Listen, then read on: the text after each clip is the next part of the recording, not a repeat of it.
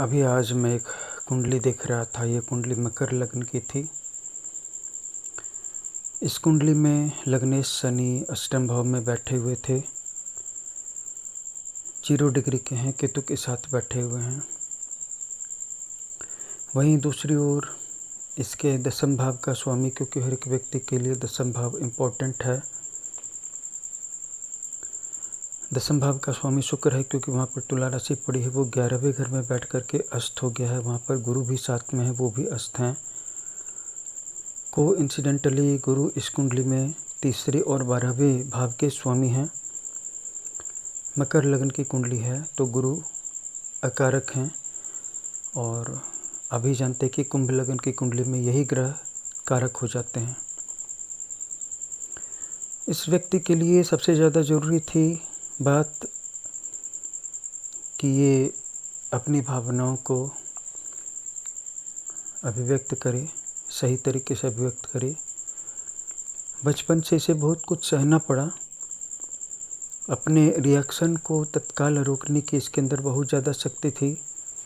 और मैंने ये भी देखा कि इसके कुंडली में इसका जो मंगल है, जो मकर लग्न की कुंडली में अस्त है और सम भी होता है, तो चंद्रमा के साथ और बुध के साथ दसम भाव में बैठा है। नवम भाव के स्वामी का 10वें भाव में बैठना अपने आप में एक बहुत बड़ी बात है। कभी भी अपॉर्चुनिटीज़ की कमी नहीं रही, कभी भी मदद करने वालों की कमी नहीं रही, और सहायता और सपोर्ट भी भरपूर मिले। और इसके 5वें घर के स्वामी शुक्र हैं, जो इसके विद्या स्थान के स्वामी हैं। वो 11वें घर में बैठे हुए हैं और वो एकादश स्थान में बैठे हैं। 11वें स्थान में बैठने के बाद कोई भी प्लेनेट आपकी हाईएस्ट जो डिज़ायर होती है उसको एक्सप्रेस करता है या मैनिफेस्ट करता है। वो शुक्र हैं, अस्त हैं। शुक्र के सूर्य के साथ हैं, जैसा कि मैंने पहले भी कहा कि गुरु भी साथ हैं और गुरु शुक्र दोनों अस्त हैं। तो अस्त होने के कारण विद्या से प्राप्त होने वाला फल परिणाम थोड़ी देर से आएंगे। अस्त ग्रह भी फल देते हैं, बस थोड़ा देर से दे सकते हैं, और प्रारंभिक पीरियड्स में थोड़ी सी निराशा हो सकती है। अब आइए आते हैं मूल विषय वस्तु पर। किसी भी बच्चे को हम और आप कोई नई बात नहीं सिखा सकते हैं।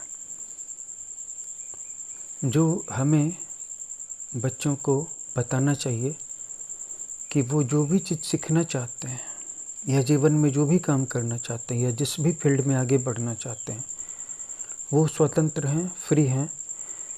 पेरेंट्स के तौर पे हमारा फुल सपोर्ट उनको है, वो आगे बढ़ें, जाएं,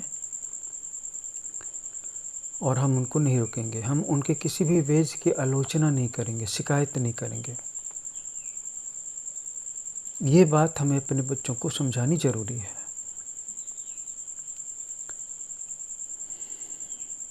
अगर हमें अपने किसी बच्चे के जीवन में डिसिप्लिन की कमी दिखती है, लैक ऑफ डिसिप्लिन दिखती है, तो हमारे अंदर इतनी कुव्वत होनी चाहिए कि हम उसको एक लैक ऑफ डिसिप्लिन वाली ज़िंदगी जीने की परमिशन दे सकें।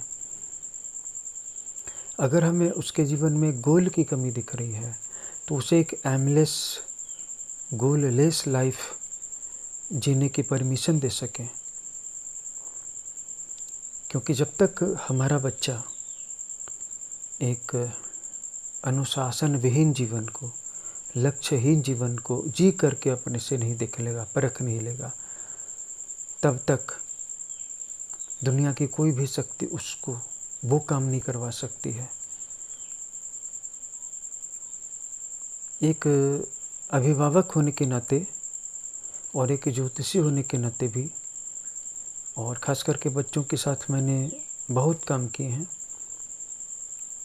स्कूलों में भी काम किया है, घरों में भी काम किया है, संस्था में भी काम किया है। जो एक लेसन मुझे मिला है कि आप बच्चों को कुछ नहीं सिखा सकते हैं।